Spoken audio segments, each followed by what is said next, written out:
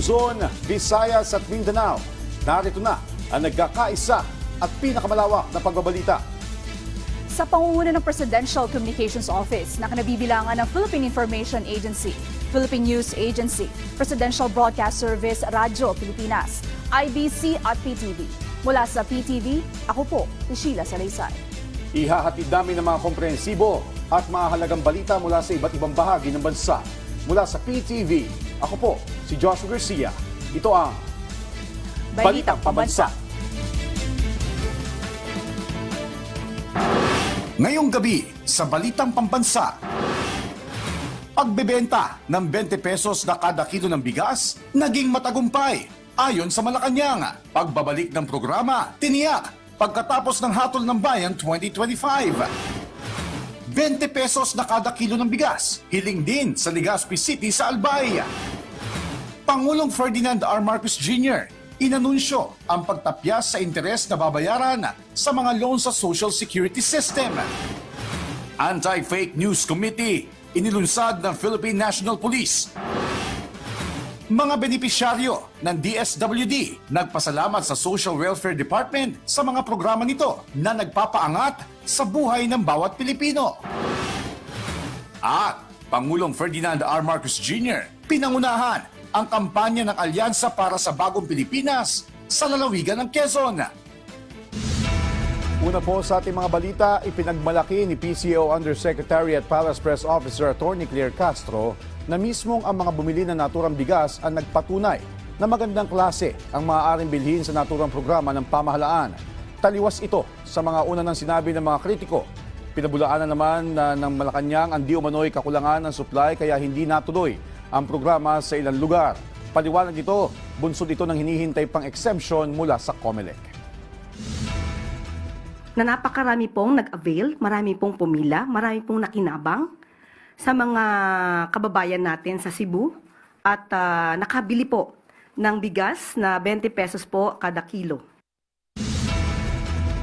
Alinsunod sa kautusan ni Pangulong Ferdinand R. Marcos Jr., pansamantalang ipagpapaliban ang pagbebenta ng 20 pesos na kada kilo ng bigas para bigyang daan ang Hatol ng Bayan 2025. Muli itong magbabalik sa Mayo 13. Ang detalye sa Balitang Pambansa ni Floyd Brenz ng PTV Manila. Kasunod ng rekomendasyon ng Commission on Elections o COMELEC sa Department of Agriculture ang pagbebenta ng 20 pesos kada kilong bigas na muling sisimulan matapos ang May 12 midterm elections. Ayon kay Agriculture Secretary Francisco Tio Laurel Jr., magsisimula ang bentahan ng murang bigas ng mga local government units sa May 13. Ang pilot test ng programa ay inilunsad sa Cebu kasabay ng araw ng paggawa. Sinabing tinupad nito ang pangako ni Pangulong Ferdinand R. Marcos Jr. na gawing 20 pesos kada kilo ang presyo ng bigas.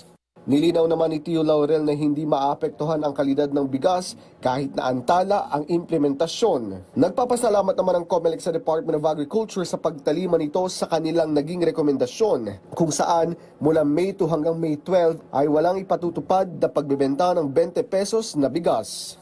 Napakagandang programa, pero sabi natin makakapaghintay naman siguro yung programang magandang yan. Kahit na May 13, hindi na kailangan kumuha pa ng exemption sa COMELEC. Sapagkat hindi po ba sinabi namin, bawal ang ayuda mula May 2 to May 12.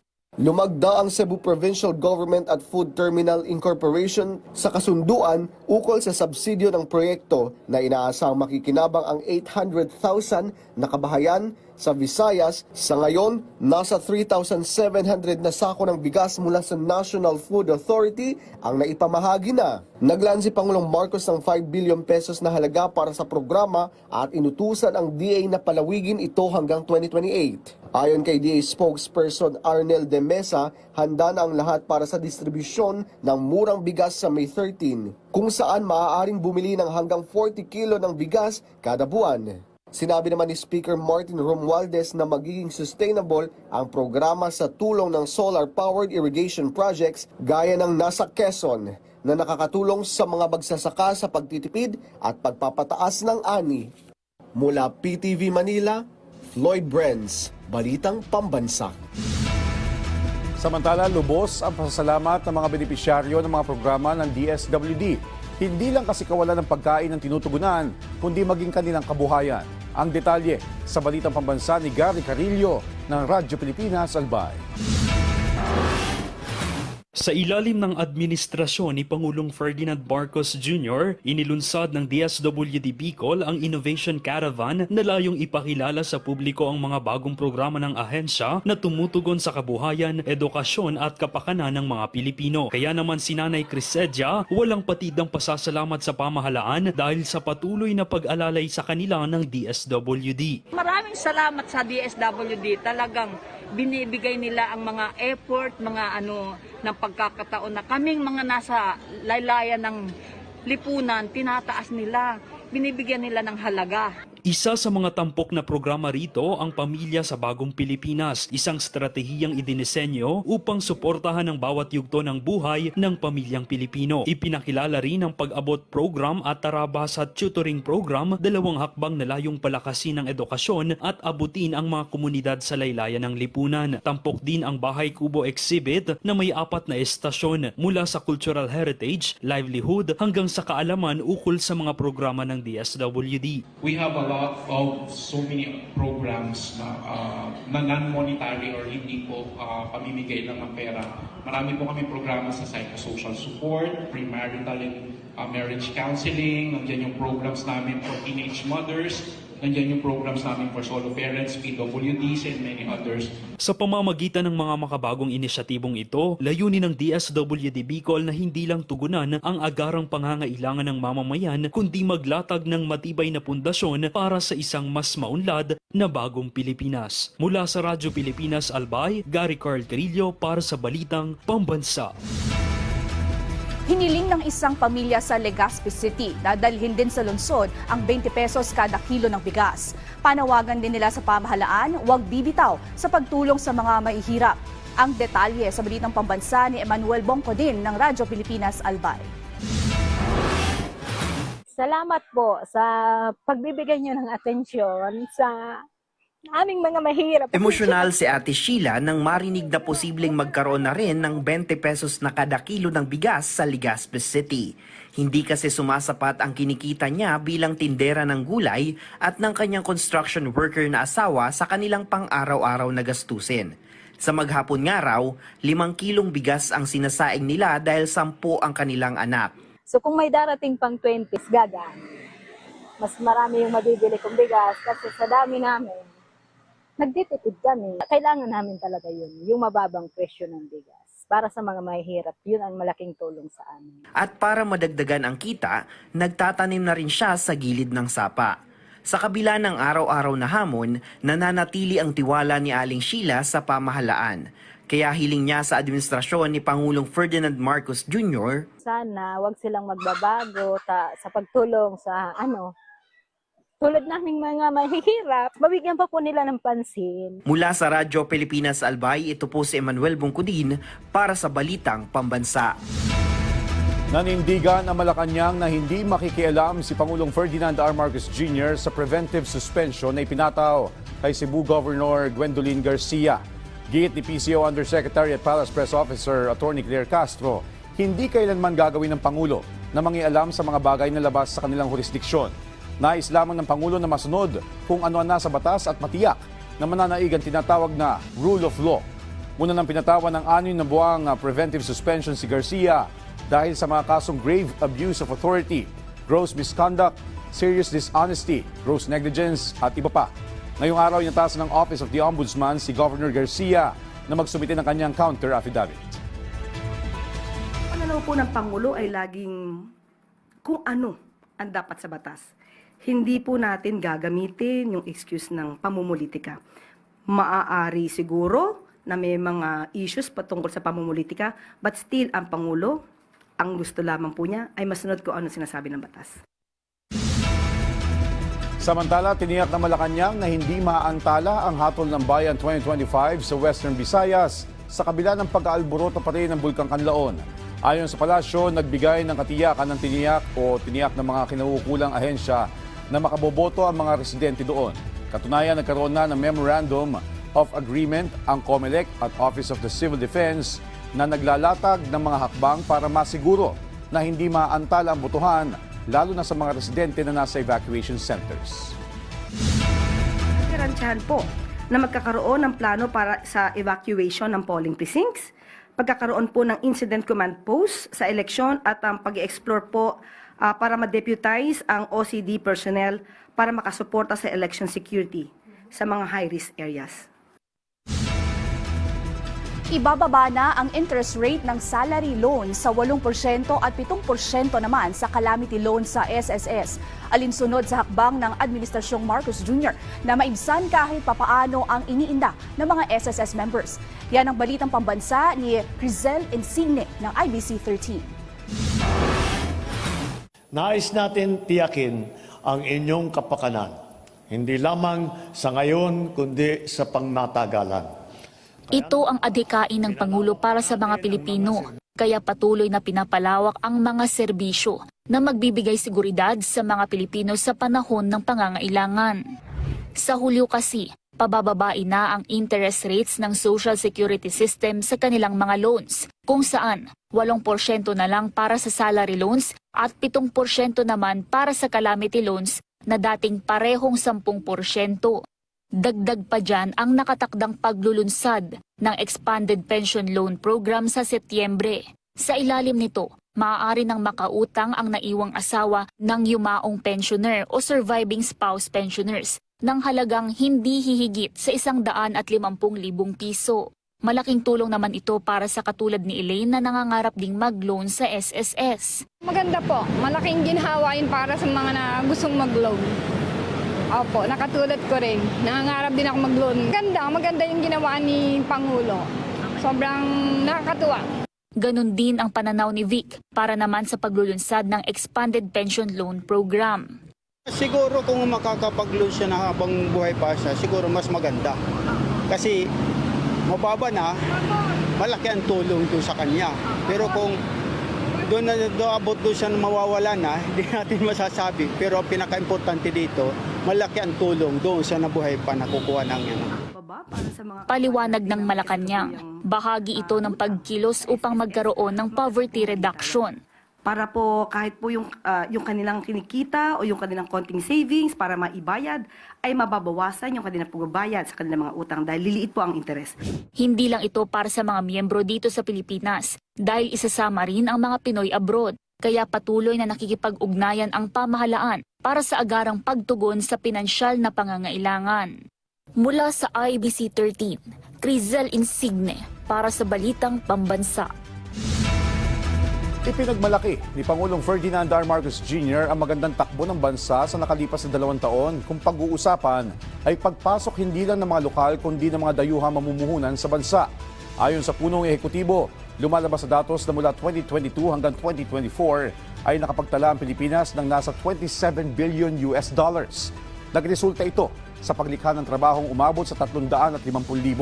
Ayon kay Pangulong Marcos Jr., nagbunga ito hindi lang ng malakas na economic performance, kundi naabot din ng bansa ang pinakamababang unemployment rate sa nakaraang 2 dekada na naitala sa 4.3%.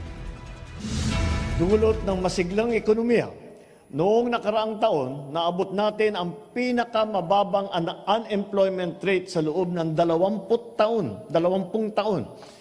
4.3%, pinakamababa sa 20 taon. Patuloy ang pagbuti ng kalagayan ng ating labor market. Nitong Pebrero, bumaba pa sa 3.8% ang unemployment rate natin. Karamihan ng mga botante ay susuporta sa mga kandidatong nagsusulong ng mga programang nagbibigay ng trabaho, seguridad at pagkain. Ito ang lumabas sa survey ng social weather stations na isinagawa noong April 11 hanggang 14, kung saan 93% ng mga Pilipino ang boboto sa kandidatong nagtutulak sa paglikha ng trabaho at pagpapaunlad ng agrikultura. Paliwanag ni Strat-Based President Dindo Manhit, kahit may trabaho ang ilan, hindi pa rin sapat ang arawang kita para sa pamilya. Kasama rin sa mga isyong sinusuportahan ng mga botante ay ang pagpapalakas ng healthcare system na nasa 91%, pagsusulong ng karapatan ng mga manggagawa at OFW at may plataporma laban sa kahirapan at kagutuman. Isinalang sa training ang mga medical workers sa Eastern Visayas para makapagbigay ng epektibong serbisyo sa mental health ng mga residente ng rehiyon. Ang detalye sa balitang pambansa ni Jasmine Kate Agosto ng Philippine Information Agency, Leyte.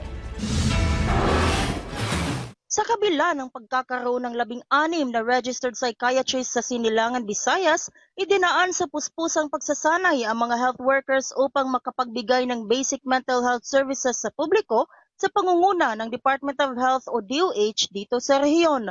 Kasabay ng tuloy-tuloy na paghikayat sa mga medical aspirants na ipagpatuloy ang larangan ng psychiatriya, ipinaalam din ng DOH sa karamihan na maaari nang pumunta sa pinakamalapit na health center upang makapagpakonsulta ng kanilang mental health issues ng walang bayad. Ayon kay Winnie Dorejo, Regional Mental Health Program Coordinator ng DOH, 100% na ng mga medical facilities ng rehiyon ang sumailalim sa Mental Health Gap Action Program na inilunsad ng World Health Organization at pinangunahan ng DOH upang magkaroon ng kakayahan na makipag-usap sa mga taong may dinadalang mabibigat na problema sa pang-araw-araw. Sinusuportahan din ito ng Philippine Health Insurance Corporation o ang PhilHealth sa pamamagitan ng pagpupondo ng gastusin sa mga iniresetang gamot at sa ibang naging resulta ng pagsusuri sa kanila.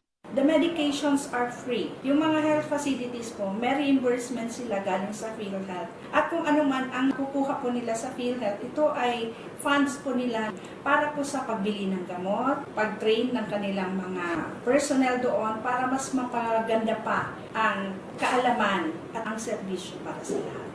Ipinapaalala rin ng DOH sa bawat local government units na magsagawa sa kani-kanilang mga lugar ng ordinansa na magtataguyod sa inisyatibang ito. Mula sa Philippine Information Agency Leyte, Jasmine Kate Agosto, Balitang Pambansa.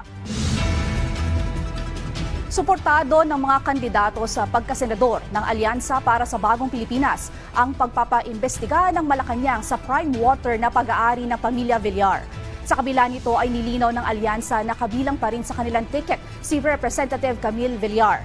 Ang detalye sa Balitang Pambansa ni Daniel Manalastas live. Daniel?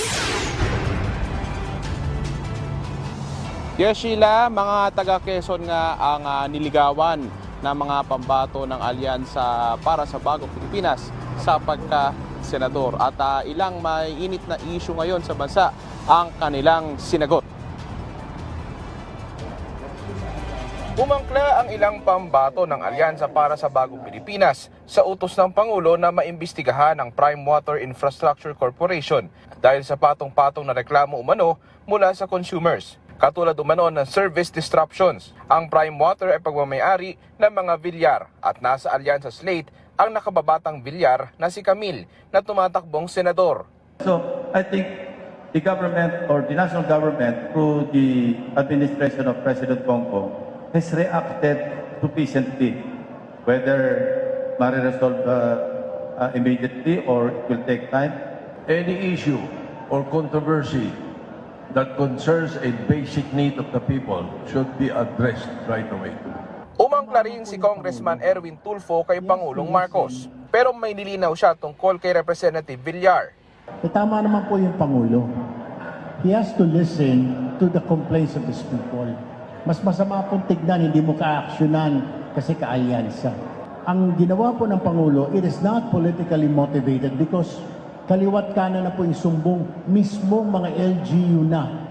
Hindi po si Congresswoman Camille ang iniimbestigahan dito. Ang iniimbestigahan po yung company ng family niya. Prime Water is not Camille Villar. So bakit po natin alisin yung tao? Kasama po namin simulat sa pool. Doesn't matter porque in-endorse siya ng kabila. Magagalit na kami. Itsapuera ka na dahil doon ka rin sa kabila.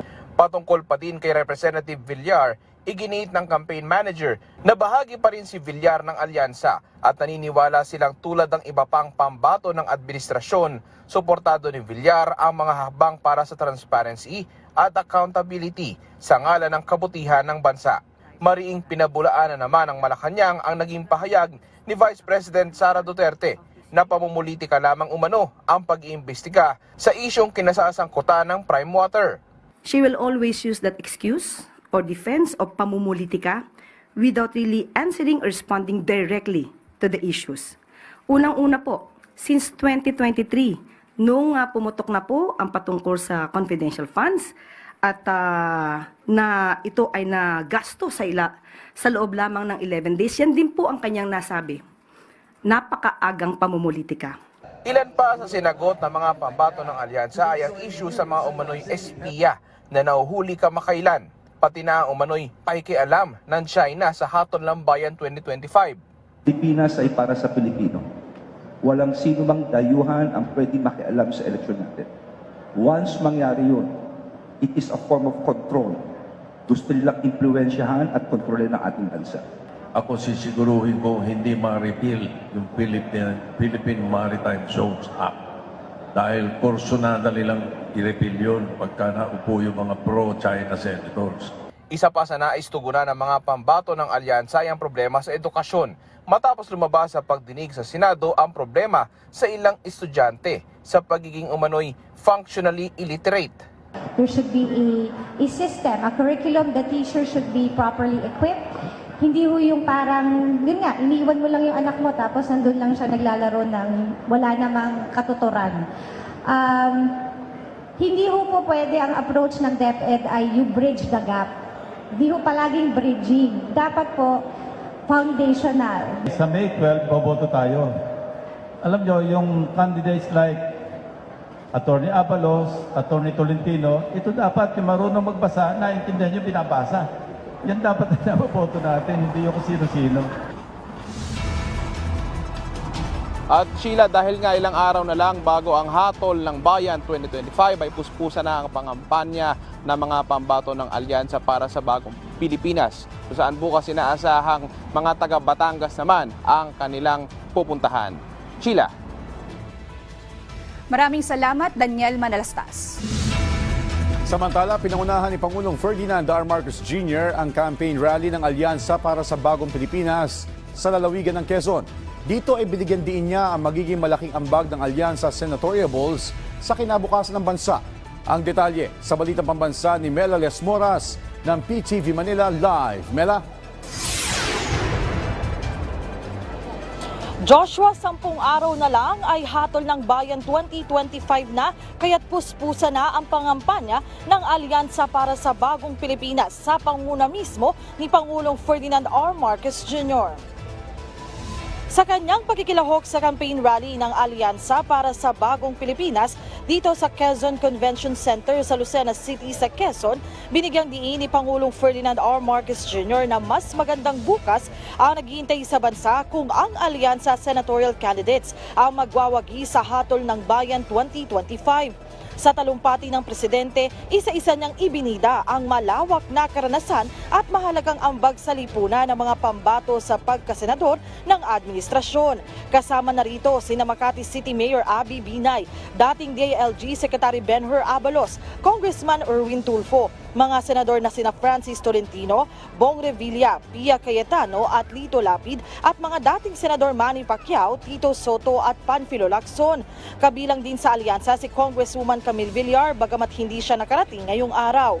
Ayon kay Pangulong Marcos, dapat ay magagaling gumawa ng panukalang batas ang mga iluluklok na senador ng ating mga kababayan at kung ang alyansa senatorial bets ang susuportahan ng publiko, tiyak na hindi sila magsisisi. Iginiit ng presidente na sa ngayon, patuloy ang paglago ng ating ekonomiya kaya't mahalaga ang nagkakaisang mga sangay ng pamahalaan para sa tuloy-tuloy na paglago ng bansa. Ito po ang nagtutuloy ng mga tagumpay, ng mga magagandang inisyatibo para sa ating bansa upang pagandahin ang buhay ng bawat Pilipino, upang pagandahin ang ating minamahal na Pilipinas. Mabuhay po! Iboto niyo po sa darating na Mayo 12 ang ating mga kandidato po ng Alyansa. Mabuhay ang Alyansa! Joshua, kanina nga masaya rin si Pangulong Marcos sa mainit na pagtanggap ng mga taga Quezon sa kanilang mga pambato sa pagkasenador at umaasa ang administrasyon na tuloy-tuloy yung mainit na pagtanggap ng ating mga kababayan sa kanilang mga senatorial candidate hanggang sa araw ng eleksyon. Joshua?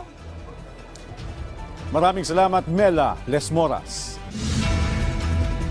Binigyan diin ng hepe ng Philippine Information Agency ang kahalagahan ng paggamit ng mga kabataan ng kanilang online presence para palakasin ang media literacy sa makabagong panahon. Yan naman ang balitang pambansa ni Gabriel Andres ng Philippine Information Agency, Region 10. Nanawagan ang hepe ng Philippine Information Agency o PIA sa mga kabataan na gamitin ang kanilang online presence para isulong ang katotohanan at palakasin ang media literacy sa digital age. Sa pagsasalita sa West Philippine Sea Youth Forum sa FINMA Cagayan de Oro College kamakailan, sinabi ni Director General Catherine Chloe S. De Castro na ang mga kabataan ay may malakas na presensya at impluensya online at ginagawa silang pangunahing kalahok sa mga pagsisikap na kontrahin ang maling impormasyon. Ang mga kabataang may malaking papel sa pagtatanggol sa katotohanan. Ang kabataan, kayo pong lahat, ay may pinakamalakas na boses online.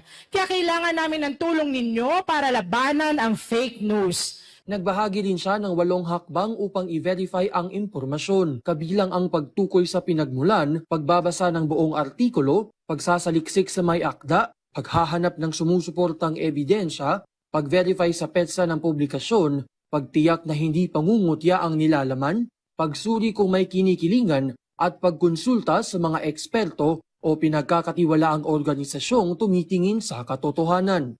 Idinagdag ni De Castro na ang PIA ay nakikipagtulungan sa Philippine Coast Guard o PCG at National Youth Commission o NYC para palawakin ang fact-based communication efforts sa West Philippine Sea. Ang Forum ng Kabataan na dinaluhan ng mahigit 600 estudyante at lider ng kabataan ay inorganisa ng PIA, PCG at NYC upang itaas ang kamalayan tungkol sa West Philippine Sea.